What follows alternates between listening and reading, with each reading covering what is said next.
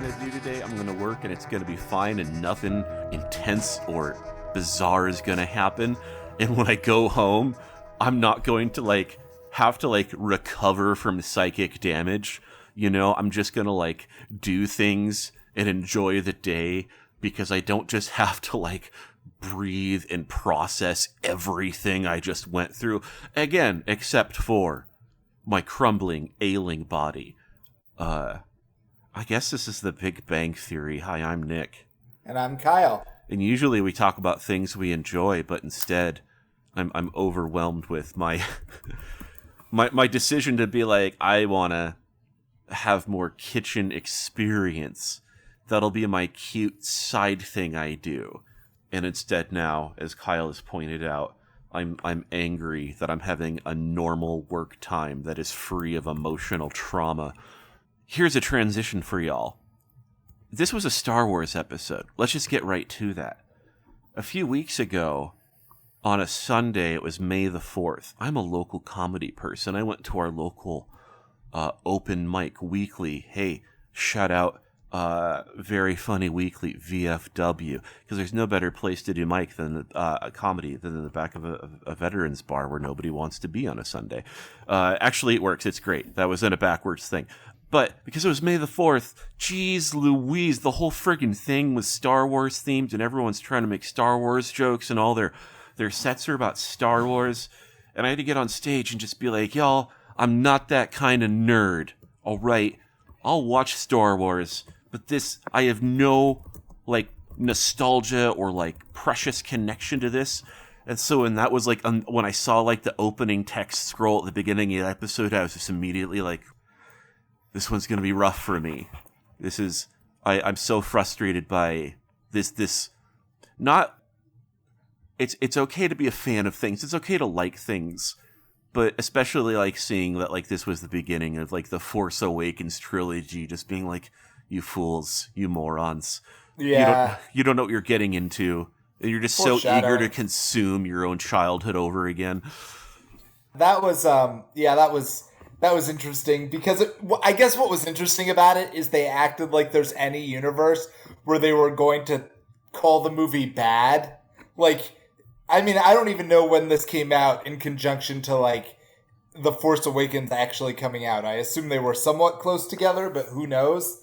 I feel like this was a backdoor tie-in promotional thing. They had to have been close together. Yeah, well, if so, then yeah, in what universe? The funny thing would have been if they'd watched it and been oh, so that was kind of. I always give the I'm not sure that I would like them in person because they. I don't know why I'm qualifying this. I don't want to be a South Park fanboy because a lot of South Park fanboys annoy me. I guess is what I'm trying to say. But it's the Rick and Morty problem. Yes, but I always have to hand it to them that 2 weeks after that movie came out, they dropped an episode that was oh wait, so the movie isn't actually good or original in any way. It's just a series of mimetic callbacks to things people remember nostalgically from the original trilogy. That's all you made, and you're proud of that for some reason. We're all going to pretend this is significant. I was that took guts. Yeah, no, it was a weird. I think. Also, I think I just totally skipped over it because again, I'm fried. But yeah, this is Big Bang Theory, a show where we talk about the television show The Big Bang Theory. I already got our own show name wrong. It's actually the Big Bang Theory. You can call it Big Bang Theory Squared. We did introduce ourselves. I remember us saying our names. I don't remember us saying what we do or anything, which is what I was just. We talk about The Big Bang Theory. Yeah, sometimes. Okay. And, I got so carried away with the Star Wars stuff because that is the focus of the episode. And because I do have, as I always do, the fan wiki open, I have a Star Wars tie-in fact here. But before we get to that, hey, guess what? You're listening to that show that you like, you fools. And we are currently listening to, or watching, Season 9, Episode 11, which is officially titled The Opening Night Excitation, which I think is actually a better title considering what ought to be the A-plot in this episode. Our short official, unofficial fan summary reads, after receiving late Professor Proton's advice, Sheldon decides to skip the premiere of the new Star Wars movie to be with Amy on her birthday. Oh, God, I hate this. Sheldon and Amy finally consummate their relationship. You're right. That's quite the way to put it. Yeah, I didn't like that at all. The other guys go nuts over seeing the movie premiere. And here is just the quick little Star Wars fact. Also, let's not bury the lead here. Wil Wheaton's in this one. Okay, so this episode is Star Wars themed to coincide with the U.S. Oh, by the way, this is the trivia in the wiki. So with the U.S. release of Star Wars: The Force Awakens, the first part of the long-awaited sequel trilogy in Star Wars 3 episode of this, with the official premiere the next day. The movie had special event screening on the day this episode aired. So, yeah, this was... I don't know who owns what. This is... What is an NBC show? I don't know if Disney owns or owned them, but yeah, absolutely promotional tie-in. Which, I mean, as far as those go, like, I don't really feel like it was particularly gross, just because Star Wars is such a ubiquitous thing that, like, anyone who's trying to sell it to you is like, well, yeah, like, what's new? I don't know. Like, even though to like emphasize at the beginning how much I just don't care about Star Wars. The Star Wars content itself didn't really bother me. How do you feel, Kyle? I mean, it was interesting. I mean, I thought they did, again, for their, like, they weren't going to talk about the movie itself. There was never any threat of that. They don't even really talk about, like, what Star Wars means. I mean, I think the most interesting two things in the episode were, Wil Wheaton's showing up in a Star Trek outfit to the Star Wars thing was actually kind of funny to me. I know. You hate everything. I don't hate everything, but I think it's established I hate Wil Wheaton. And for his role in this episode to specifically be the obnoxious guy who shows up in a Star Trek uniform because he's like, I gotta represent the home team. Like, that's like a double secret super, like, self-referential obnoxiousness. And, I mean, I'm glad you got a chuckle out of it, okay? But I will not countenance any such nonsense. Yeah, I guess I thought the joke wasn't so much, can you imagine if you showed up to Star Wars dressed as a Star Trek character? As to me, the joke was, can you imagine, isn't it funny how upset a bunch of fanboys get seeing a dude in a Star Trek uniform in Star Wars, as if the two fandoms can't coexist? Like, what a bunch of children. That was the joke to me, and I found it funny. Well, I think that is the reality in which the joke exists. I think both of these things are true.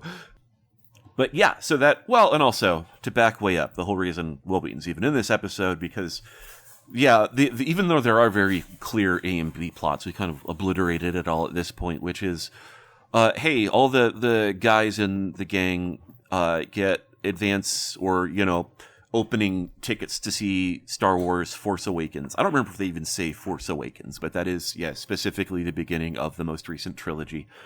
And, but it turns out because Sheldon and Amy are back together now, that the premiere is also on Amy's birthday.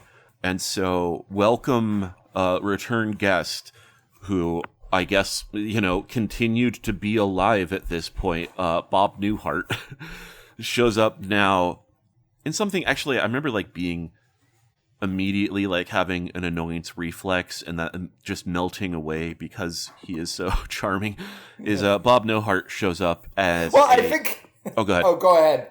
You go first. Oh, okay. Shows up as a Force Ghost Jedi that is essentially, Sheldon is dreaming. Yeah, it's his and conscience. Gives him advice. Yes, exactly. But sorry, you were going to say. I think the reason the joke works and it's the joke they've used in almost every episode with him, but I think it was used to greatest effect this time because the joke is that he himself does not want to be in the episode, and I think that's why it works. He's just like, I'm in an episode of The Big Bang Theory.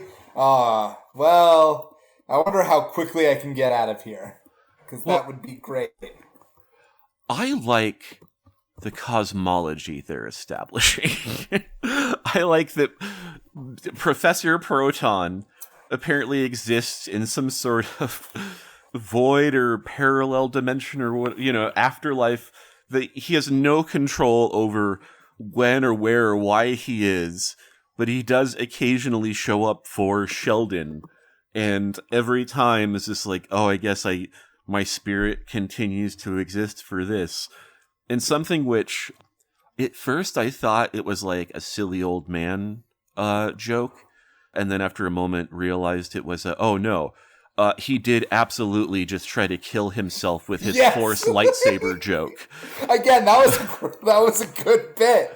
Yeah, because Sheldon's like, I have questions of a nature about my upcoming first sexual experience. He's like, hold on for 1 second. Yeah, and to be clear, that it's the reason it was confusing, but I think ultimately pretty great is, again, he's Bob Newhart is dressed as a Jedi, and so he hears this, he takes out his lightsaber and turns it on, but it's facing towards him. And so for the first 2 seconds, it's like, waka waka, he doesn't know how to use a lightsaber. And then it hits me like, oh, wait, no. He knows how to use a lightsaber. Yeah. He's like, well, it was worth a shot. Exactly, yeah. And that he is in the afterlife, and that he's still because of this strange wandering existence, he's like, is there another afterlife I could try? No dice. So, yeah, he's actually pretty great. And that's, again, maybe I think the episode overall actually works for me. And again, my annoyance initially established, the more I talk about it, the more I do enjoy it. And to get to the B plot, which wait. Oh, go ahead. Sorry. Before we move on, you asked me what my thoughts were about the whole Star Wars thing, and I thought the most interesting exchange in the episode is when, and I think this is because my guess is you're on one side of this, I'm on the other side of this, is when Will Wheaton says to the guys, I don't know why it's interesting that you're so amped up about this and also slightly nervous about it, but consider this, it's just a movie, and whether it is good or whether it is bad, your lives will be exactly the same on the other side of it than they were before you saw the movie. Yeah, that's true. And that again is it's weird because he is both speaking truth and, doing it obnoxiously. And it has no effect on, it's weird. He points that out, but at the same time, aside from Sheldon, who has already given up his ticket to spend his birthday with Amy, upon the advice of all of his friends and then confirmed by Bob Newhart Ghost, the other three dudes going, they're psyched about it, but they don't seem to have nearly as much investment in it, where if it were bad, that it would be a sobering event, except for this joke that they make, that Raj makes real quick, where he basically goes through all the stages of grief, imagining it being bad and trying to get over it, not being able to, and needing someone to kill him. A lot of self-harm in this episode, now I think about it. So anyway, yeah, but they go, and I guess it's essential to bring up the B-plot at this point, because in giving up his ticket to spend time with Amy on her birthday, Sheldon he talks with Penny and Bernadette. He presents 3 options that he might present her, 2 of which don't even matter, because the third is his dick. He is saying that, yeah, it's finally time. She wants to do it. What's the point in putting it off any longer? But it's fun because everyone is immediately oh, it's horny time. We have to be helpful and cool. And so Bernadette and Penny are hey, Amy, for reasons that we're trying to beat around the bush here. We can't tell you what the surprise is, but let's say we want to take you, we think you should attend to your pubic maintenance. And she's like, okay, guys, what's the fucking deal? And then it's I don't know, it's surprisingly sweet. Like they have a date. Yeah, And, it's played very straight in a way that like was almost. I mean, I guess they do this. This is just like they've decided that they're gonna play the Amy Sheldon relationship like super duper straight, but it gets to the point where it just feels frankly weird and out of place with the rest of the show. It felt. I don't know any better way to put it, but except for the fact that they actually cut away from the actual sex scene, it felt like I was reading like some like AO3 fan fiction, like earnestly describing their like the lead up to their first sexual encounter. It was played so straight. Kyle, so I have to reveal my own ignorance and ask you, what is AO3? Really? I mean, I get, yeah. Two different, AO3 stands for Archive of Our Own. It is the largest fanfiction archive. I mean, it used to be fanfiction.net. I don't know why people, transitioned from fanfiction.net or .com or whatever it was to, Archive of Our Own. I think Politics, you know? I assume so. There was probably some kind of, kerfluffle, because the main thing that, as far as, I mean, I don't know that much about the backstory, but the main thing that Archive of Our Own, you know, is, if not proud of, then everybody knows about it, is they basically place no sensorial content on the kind of stuff you can upload there. So it is just... It's so nasty it could freak be, world. Right, it doesn't have to be. Some of it is entirely, you know, from my understanding, some of it is entirely wholesome and PG rated. But yes, if someone says, I read on AO3, your assumption is that it's like hardcore, like pornographic descriptions of various famous fictional characters just going to town on each other. Thank you for that explanation. Thank you also for your brief moment of disbelief that I was not already familiar with this. I like that bond was presumed, and now I seek to make it true. I just forget that for someone who is as much of a nerd as you are, you're not like an internet dirtbag nerd where you're not too online. I'm a different kind of dirtbag. That's just There's nothing wrong with that. You're just not like you've never been like a member of the Tumblr set. No, yeah, that's a whole thing I just honestly missed out on. Like probably for the best. I mean, I'm absolutely not gonna like posit that you missed anything. Yeah, and it's not like I wasn't aware of it. I think like that was around the period where, you know, fuck me, I'm gonna reference Yield McElroy Brothers podcast, where I don't even remember what service it was in reference to, but eldest brother Justin McElroy saying, you know what a cool thing about being an old man is just saying, I'm not going to learn this new thing. I'm not going to deal with this new technology, and everyone has to put up with it because you're old. And that is where I started not interacting with various social media platforms, as I was just like, I don't have the fucking time, you know? Not like I'm doing anything better, but I'm not learning this. Understood, and probably for the best. That being said, now, if you ever want to read detailed descriptions of all your favorite video game characters, for example, just chowing down on each other's dongs, Good you know grief. how to do that. Okay, well, like I said, I have to do the research now, all right? I just want to take it on faith alone that this is as nasty as you say, and I'm a scientist, so... but hey, speaking of nasty, check that out.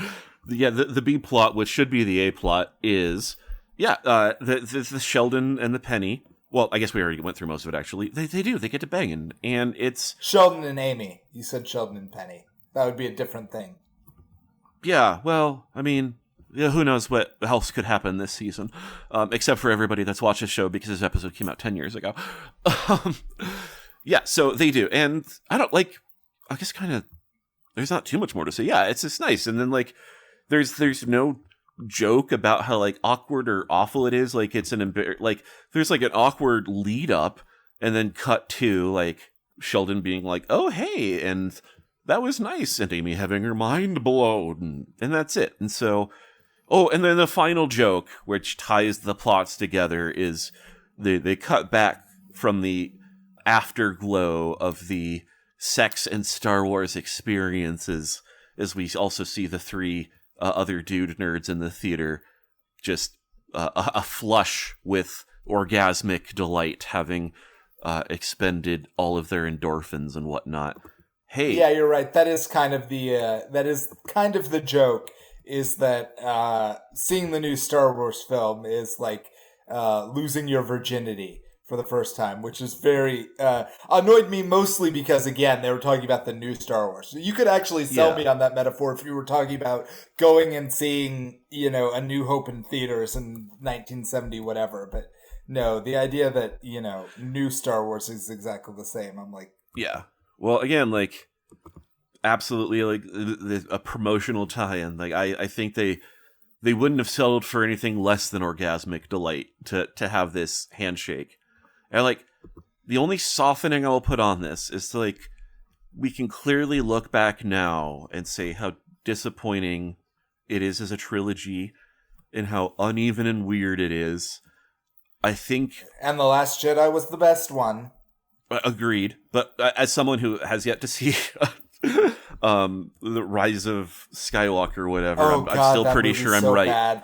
Yeah, it's one that's one where I finally got whatever package includes Disney Plus, and so I guess that's one of my I guess I'll get it out of the way movies. You could there's a Mystery Science Theater dub of it if you just want to watch real? that. Yeah. Oh, I'll just go straight to that then, because yeah, I've yet to hear a single positive thing about this movie. So all that said, when that first of the new trilogy came out, I do feel like there was also this like sigh of relief where it was like, that could have been so much worse. Like, that was like, was it essentially a remake of the original movie? Yeah. But just like seeing that it wasn't just like off the rails, like pasted together nonsense was a relief. And then, now we've learned better. Yeah, exactly. Then you get over it, and you're like, "Oh, wait, this still is not good." You eventually not even just not good. You reach the conclusion of the diminishing returns of always aiming to be directly in the middle and not like having your like any kind of unique identity or ethos about what the movies should be about. It doesn't just crash; it crashes and burns so quickly that it devalues everything artistic or interesting about the franchise. Well, and I think you and I are pretty clearly on the same page here, which is, again, like, I'm not like a major Star Wars guy, but I'm not against it. I'm not alien to it. And so, like, not seeing Rise of Skywalker, it's not because I'm like, Star Wars, it's because everyone tells me it sucks, and so I just haven't got to it. But yeah, we saw Last Jedi together, or maybe just near the same time. But no, I think we did see it together. Okay, yeah, I thought so. Yeah, and I mean, I can't imagine what it would feel like to do something that you like with like Rian Johnson, to do something interesting and to have like the helm and to be like, look, I've put my take on this. Like, this is, you wanted me to be director, and I directed it. Thank you for allowing me to like leave my mark. And for Disney to be like, thank you, sir. Let's do a fucking 180 course correct because everyone got so mad. And, or, at least the most vocal people got so mad. And yeah, to end with just this bleh, because they backed off so hard. Not to say like Last Jedi is 10 out of 10 incredible, amazing movie, but it did stuff. Yeah, it did. It's like, if the only real thing Rise of Skywalker ever did for me, well, actually Rise of Skywalker and The Mandalorian, which are very, like, The Mandalorian is at least serviceable in quality most of the time, but between those two things, they gave me such a profound appreciation for all the crazy shit George Lucas was doing in the prequel trilogy. Like, he really did get to see, because there was a joke when Last Skywalker came out, or not Last Skywalker, there was a joke when Force Awakens came out that he was sitting back expecting everyone to come appreciate what a genius he was, and that didn't happen, but it actually did eventually. It's like it took time. It took time, but eventually we were like, oh yeah. And as many people have pointed out now, even in real life, we're like, oh, wait, maybe we should have paid more attention to the part where an international trade dispute leads to the rise of fascism and the destruction of everything we hold dear. Yeah. So I'm on the fence where I'm like, I feel like I can be no sort of, I don't even know what it's called, like episode 1 trilogy? What is there a specific name for that? Prequel trilogy. Thank you. Prequel trilogy. Apologist. Like, the Phantom Menace is fine. That the second one is like one of the, I think maybe it was like the first time I felt like angry leaving a movie.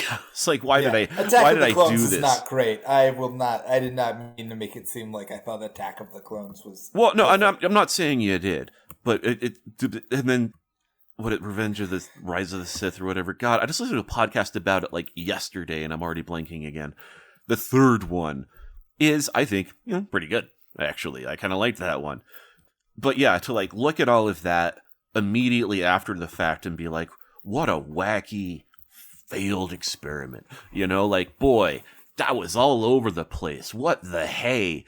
And then you get the most recent trilogy and you're like, ah, damn, he was really going for it, wasn't he? He was really, he was doing what he thought he needed to do. And he had ideas about what it was important to communicate.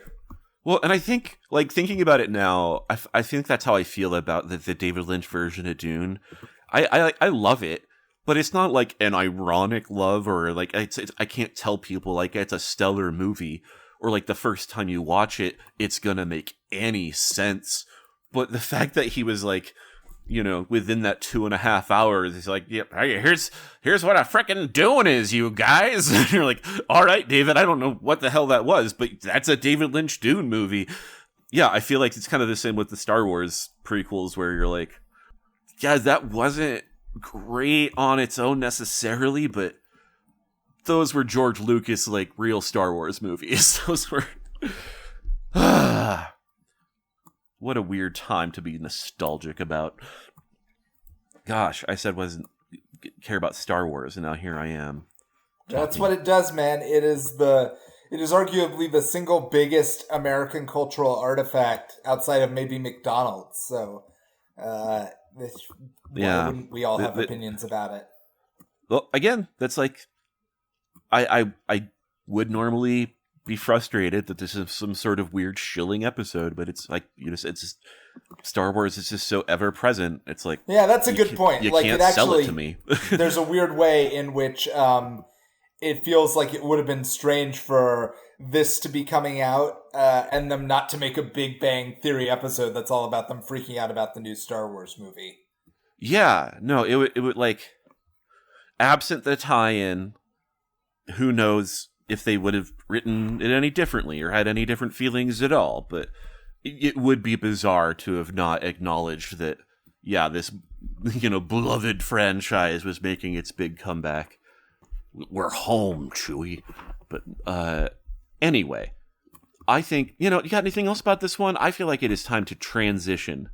I mean, Sheldon and Amy are fucking now. I feel yeah.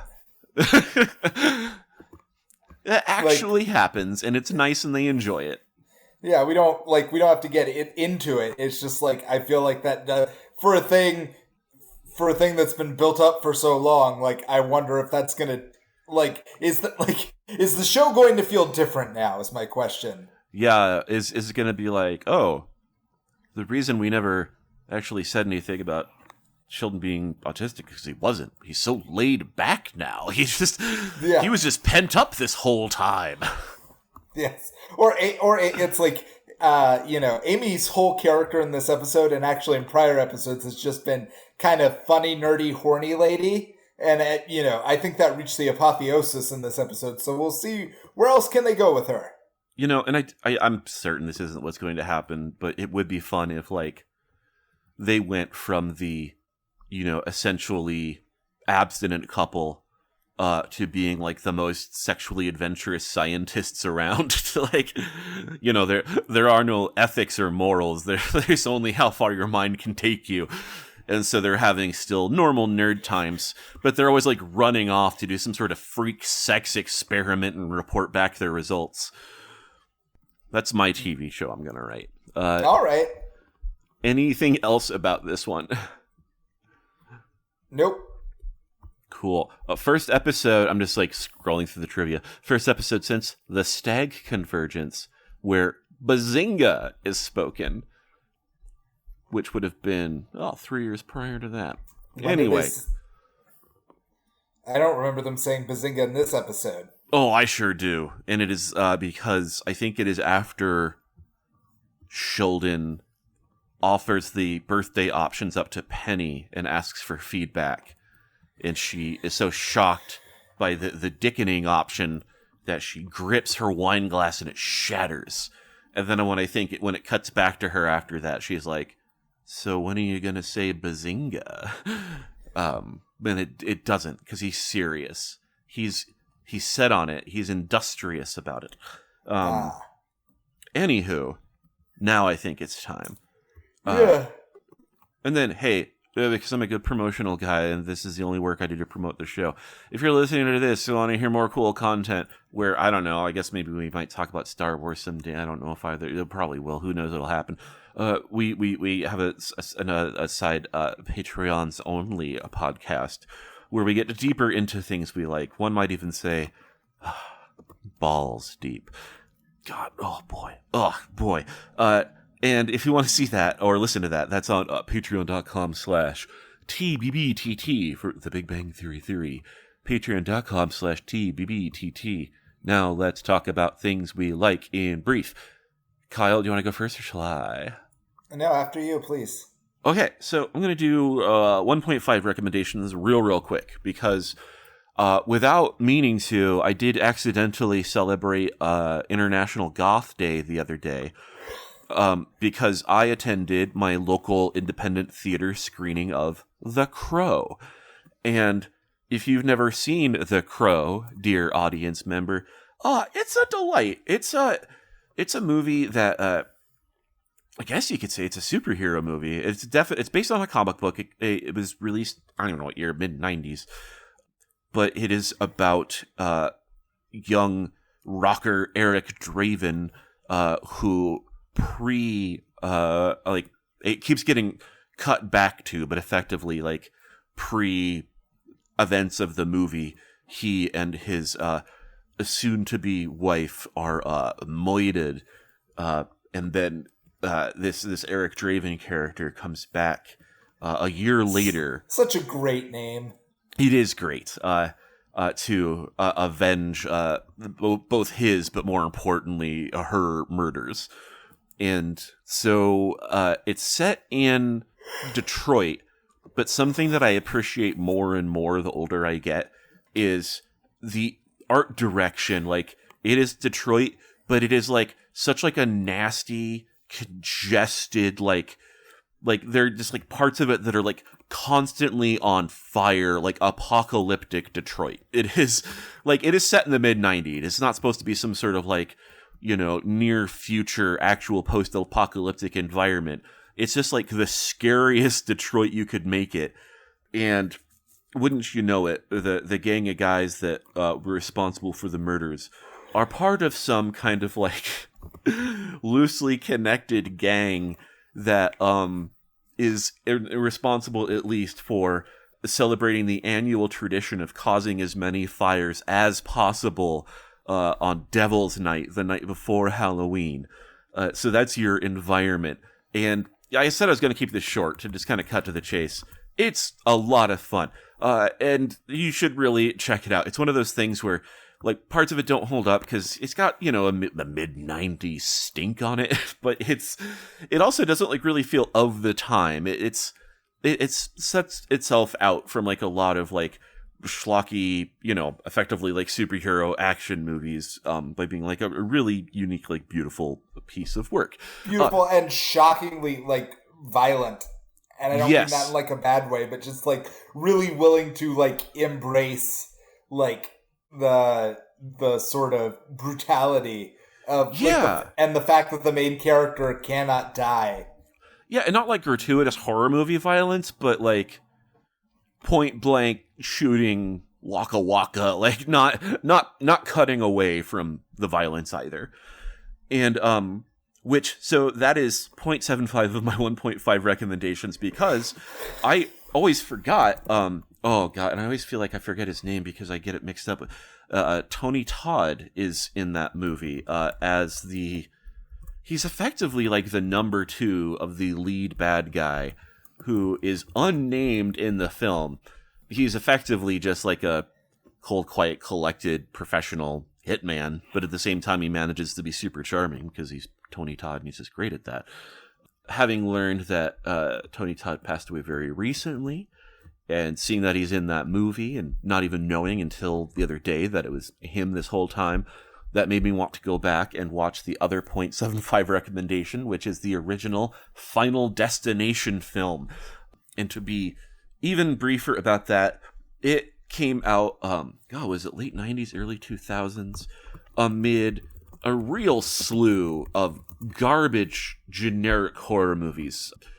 I can't remember, like, what, like, the production vibe was like at the time. I think I was, like, too young to even, like, have a sense for that kind of thing. But, you know, that's the era of I Know What You Did Last Summer, and, you know, it was like one of like all the Scream knockoffs, I guess is a really cynical way to put it. But Final Destination, and especially having just rewatched it again yesterday, oh man, it's great. It stands out because it is not a horror comedy. It's also barely a horror movie, to be honestly. It is like it is a slasher where the abstract concept of death is coming after these youths. And so what ends up happening is, I think it's been described as like people die these like kind of Rube Goldberg machine deaths. And I don't think that's, at least not in this first film, correct. Like, it's not like you see like this huge, like complicated, well, you see these complicated chains, but it's more of a game of like, okay, because the whole theme of this movie is there's a predestined fate for all of us. We are set to die on X or Y time that they somehow get out of. That death is going to find all of these kids. And the event was they didn't get on a plane that was going to crash. And I guess that was basically magic, that they were meant to die on that plane. Yeah, he sometimes you have a vision of the future or a premonition. Yes, a Devon Sawa, who was also very of the time. And so, yeah, he has exactly, yes, his premonition. He gets off the plane, and the kids who are also get off, they survive what would have been a completely fatal explosion. But guess what? Death is still coming for them.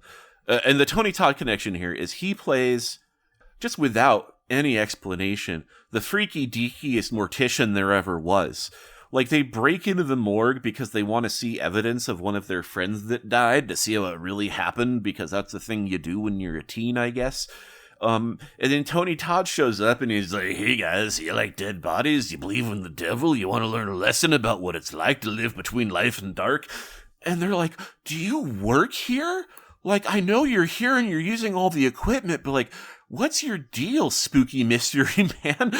And he's like, "Death is a pretty fucking scary thing, guys, and you want to learn more about it, you just hang out with me in the morning." And it's just the weirdest, out of nowhere, standout, incredible performance among a movie which, like I said, it's not really a horror movie, and it's not a comedy explicitly, but it's a movie that like knows what it's doing. It's having fun.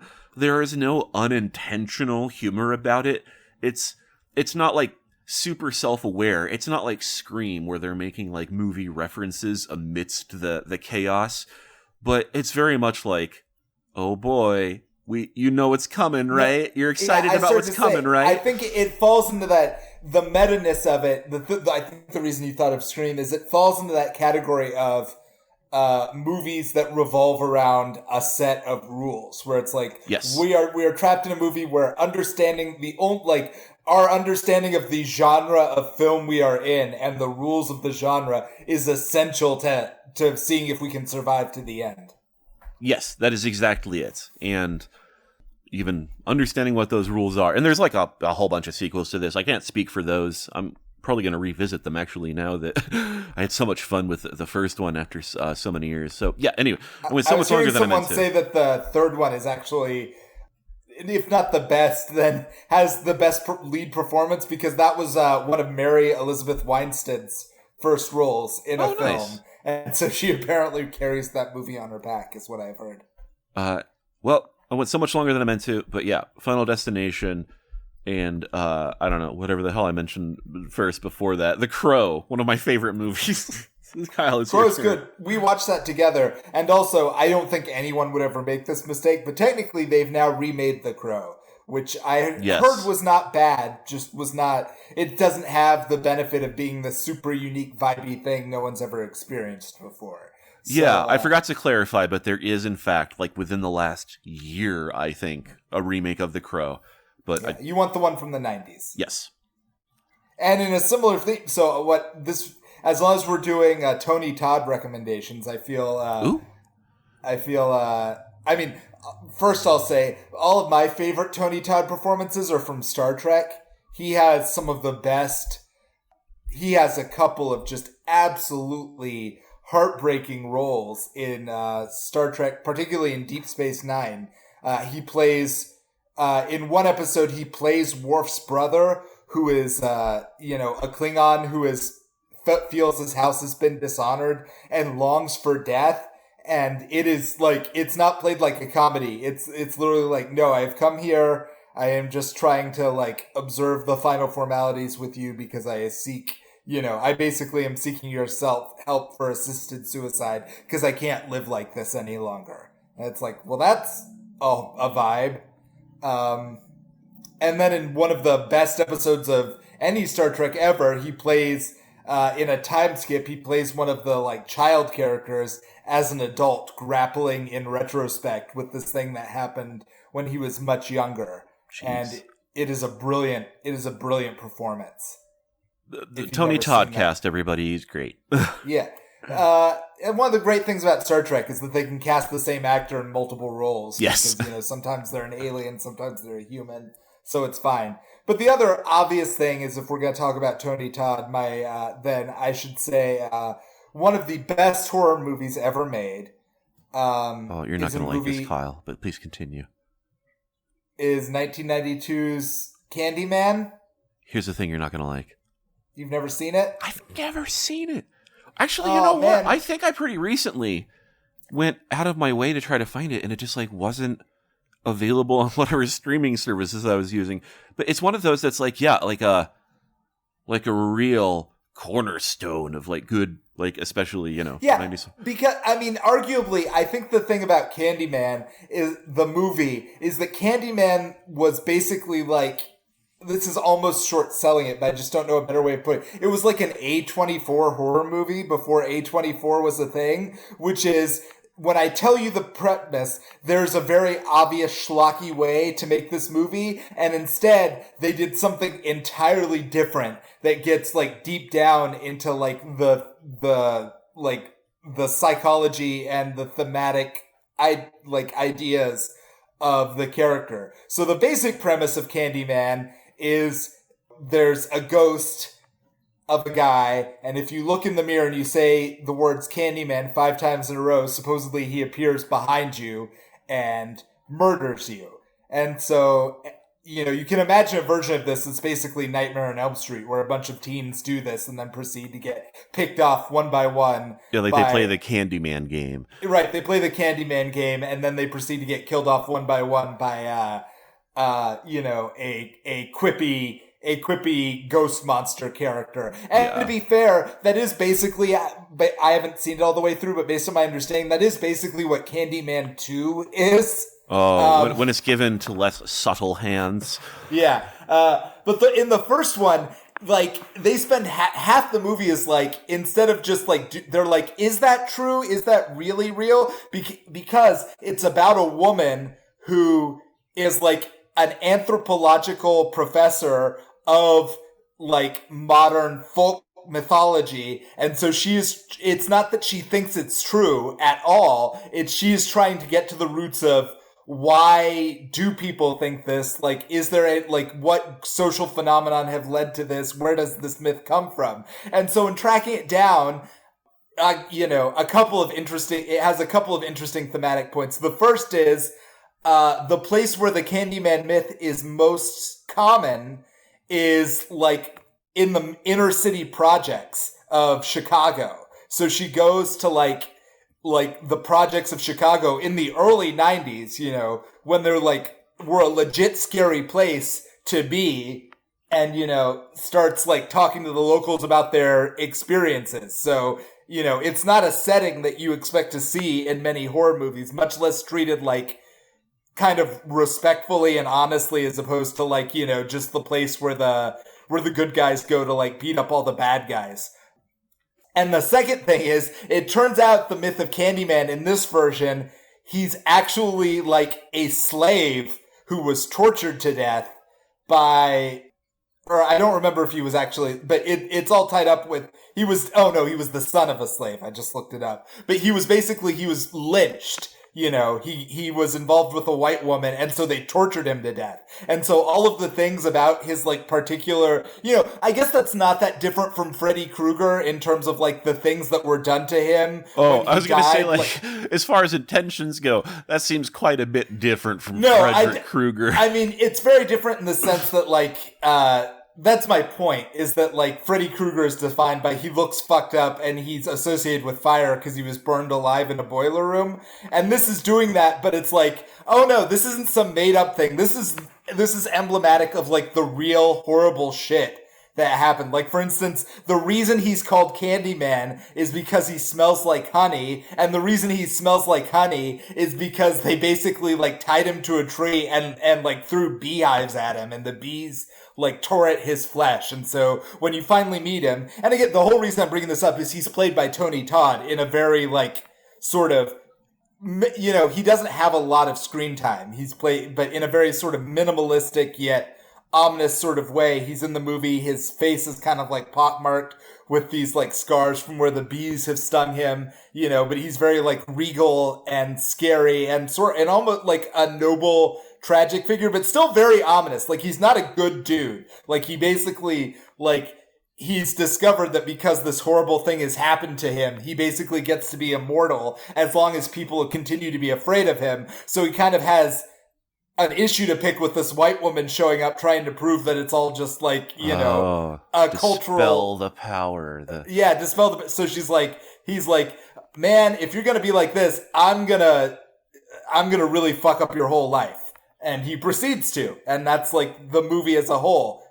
So quite good. It's actually, I found out rather recently, all of like the African American stuff, the like black aspect of the movie, which is the stuff a lot of people really respond to, was created by the director. But so that's one cool aspect, but it was the original idea for the story was a Clive Barker short story. Oh, so nice. It's like a Clive Barker short story told like through an entirely different, like, director, set in a unique location with some incredible actors. You know, Virginia Madsen is like the main girl, and then Tony Todd as Candyman is just like, you know, he doesn't have to do a lot, right? Because I'm saying this to the audience, Nick of course knows this, but the thing about Tony Todd is he at least appears to be about 7 feet tall. I don't know how tall he actually was, but he just seems to be a giant, and he has one of the deepest voices imaginable, so he looks mythical anytime he's on screen. Well, I always think of him as having like a real intense like gaze as well, that like he's always like just a little wild-eyed where you're like, all right, the spooky mystery man, I don't know what you're so excited about, but yeah, he's a delight, and so it was sad to learn recently he passed. But yes, for all of these reasons, should consume more Tony Todd media. Specifically, I mean, I myself still have to see Candyman, so I would prioritize that over Final Destination if I had to be honest.